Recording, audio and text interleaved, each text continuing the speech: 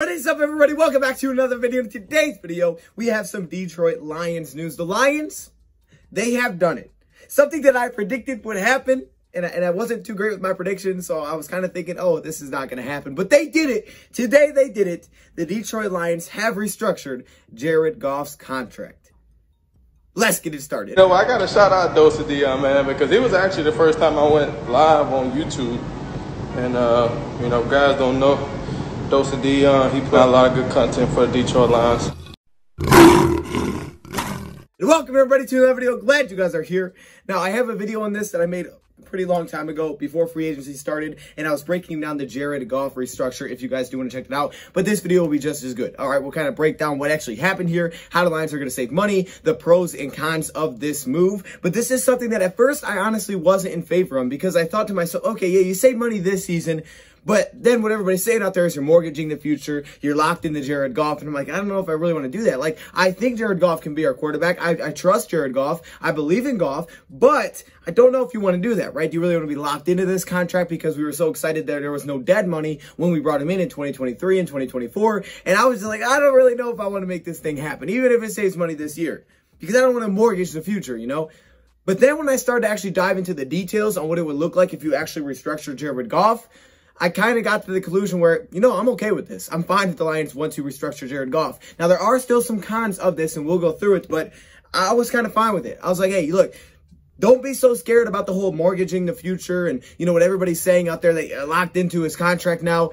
It's not that bad. It really isn't that bad. And it saves the Lions a ton of money this offseason, and what should be exciting for you, because you might see some more moves being made, because that's probably what's going to happen. That's the point, right? You're not saving this cap for next season. You're saving it for this year. Yesterday, we were looking at the Lions salary cap, and we said, okay, they're around like $10.6 million. But that was before the Khalif Raymond signing. I still don't have the details on that. So maybe $1 million, something like that, where it's like at $9.6 to $9 million in cap, under the cap. Okay, then you got the draft. That's like $6 to $8 million. So you don't really have much money to make more moves unless you make a couple of like little things happen, or you can make one very small move, right?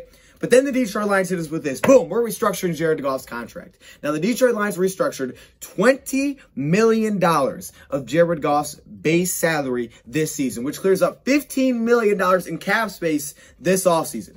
So Detroit Lions go from having somewhere around $10 million to somewhere around $25 million. Now, you maybe ask yourself, why didn't they do this earlier in the offseason? Well, I think that's a pretty legitimate question. It's definitely something that you could ask. What went down is the Lions may not have thought they would need to do this, and they were trying to say, okay, let's just not do this if we don't have to. And then they got to the point where it was like, okay, yeah, we might need to save some money because there's guys out there that are still available that we like to grab. Like I said, they're meeting with KZ tonight, the safety. So they could be like, okay, we want to make sure we have money to go sign this guy if we really like him. If we talk to him, we like him, we want to make sure that we have the cap space to make this thing happen, because there's guys out there in free agency that we still like that are still available, and we got to clear some money. So that could have been how it went down. You could say, well, you could have done this earlier and maybe brought back Golladay. You could have, maybe, but that doesn't even guarantee they would have brought back Golladay, right? Because the Lions could have said, look, Golladay got paid $18 million a year. The Lions may still have been like, yeah, we don't want to pay a receiver $18 million a year. So I don't know. I'm not saying I know, but it is a legitimate question on why they waited.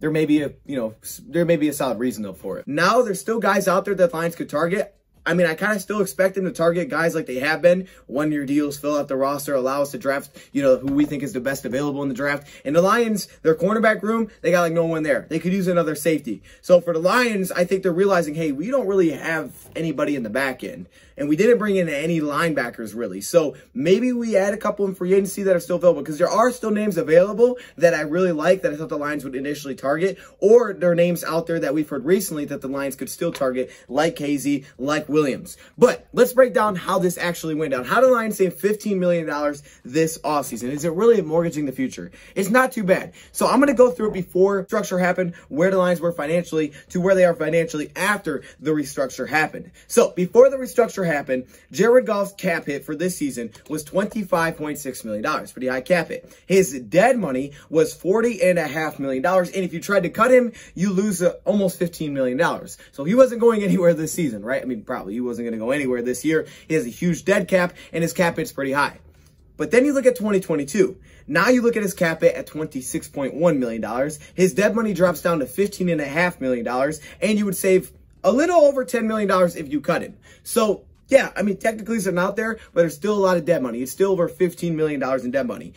And I think that's something that needs to be pointed out, is that, yes, there is a little bit of out here as well, because if you think about it, right, you save over $10 million still if you cut him. So I know quarterbacks are very expensive, but you would save a little bit if you would have cut him in 2022 and you didn't do this restructure. But the line said, where are we 2 years from now? Made it sound as if Goff's going to be your quarterback for at least the next 2 years. But where it was exciting for fans is 2023, because we knew there was zero dead money there. So in 2023, his cap hit would have been $25.6 million with zero dead money, and you would have saved about $25 million if you would have cut him, because there were no guarantees in the last 2 years of his contract. So we're thinking, man, clean out, beautiful. It was pretty clean. 2024, his cap hits $26.6 million.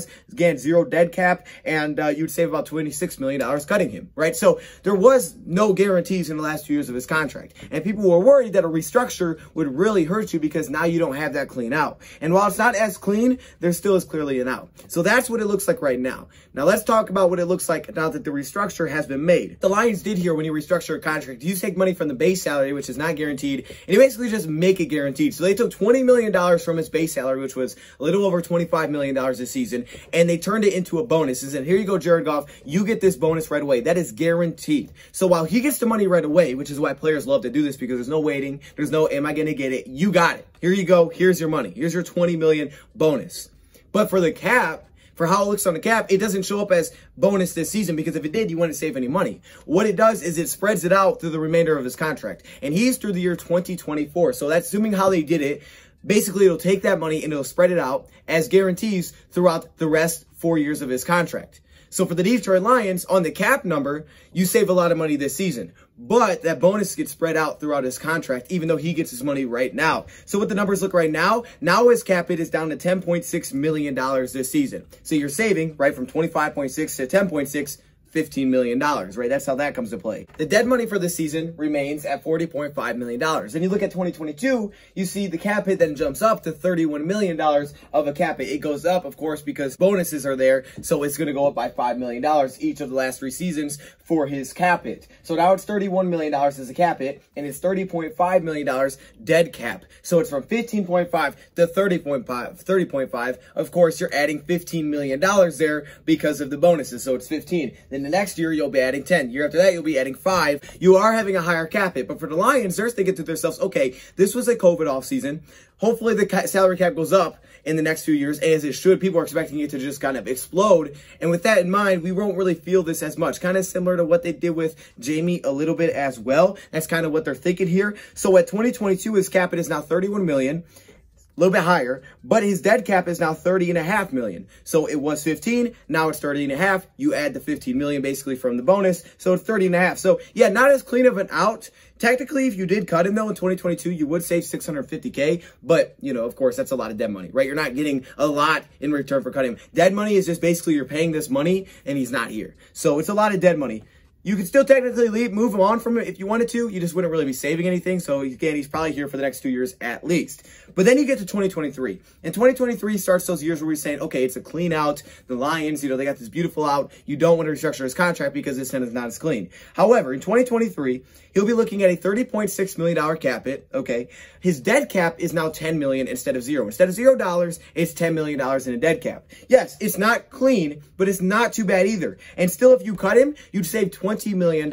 So it's not like, okay, 2023 comes around, we can't move this guy because we restructured him. Yes, is there more dead cap than $0? Of course. But that's kind of what you're doing here. You're just saving money for this season. And it's still not impossible. You could save $20 million with a cut in 2023. So you're still getting money back. $10 million dead money, it's not that crazy. His cap hit will go up to $31.6 million. His dead cap, get this, is at $5 million. So again, instead of being 0, now it's at $5 million. So when it's final year of his deal, if you're like, hey, we don't want to go into this year with him, you can cut him, move on from him, however you want to do that. And now all of a sudden, he only has a $5 million dead cap. Looking at this and wondering how we're saving the same amount of money if we cut him in 2024 with the restructure as to without the restructure. Well, because his cap hit went up. His cap hit went up $5 million.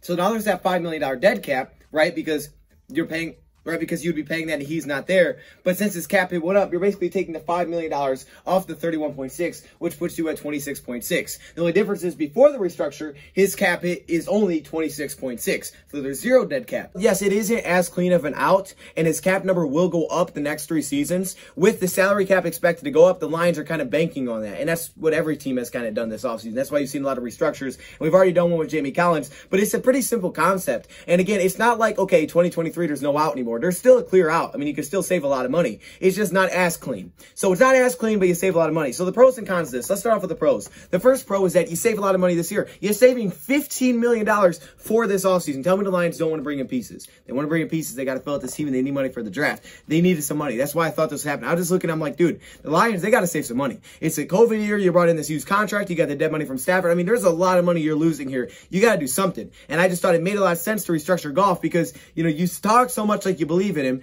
and it's still not like, oh, we're stuck into his contract for 4 years because you still have an obvious out. It's just a little bit not as clean.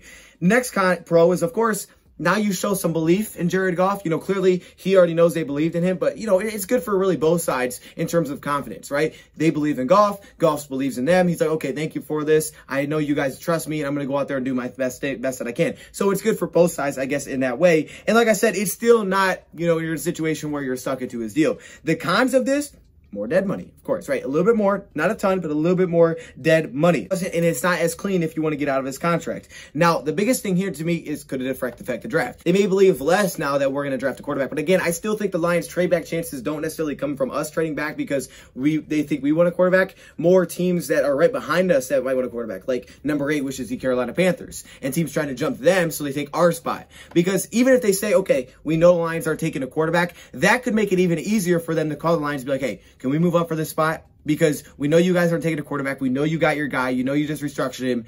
We need to move up. We're trying to pass Carolina. What will it take to get there? That's where I think the Lions' best shot comes in to trade back. And there's some other teams, too, right behind Carolina that could be looking for a quarterback. Teams could look to jump them. I think that's where the Lions' possibility to trade back comes in. So while teams may not necessarily believe we're going to draft a quarterback, it's a little bit different situation than it was last year when we had the 3rd pick and we couldn't really sell it and we couldn't move out of that spot. Because at the 3rd pick, you know, we were thinking, okay, are the Lions going to take a quarterback? We had to sell that. But we made it clear Stafford's not going anywhere. So we got no offers. That's what Bob Quinn told us. He got no offers for it. However, that could be much different now when you have teams that are right behind you looking for a quarterback. So I think it's a great move. It's something I would have done. That's why I predicted it to happen. And I'm just happy one of my predictions are right. I'm just happy one of my predictions are right. I got a couple of them. Not all of them. I got a couple though. A few. Let me know your thoughts, comments below. Thank you for watching, and I'm out.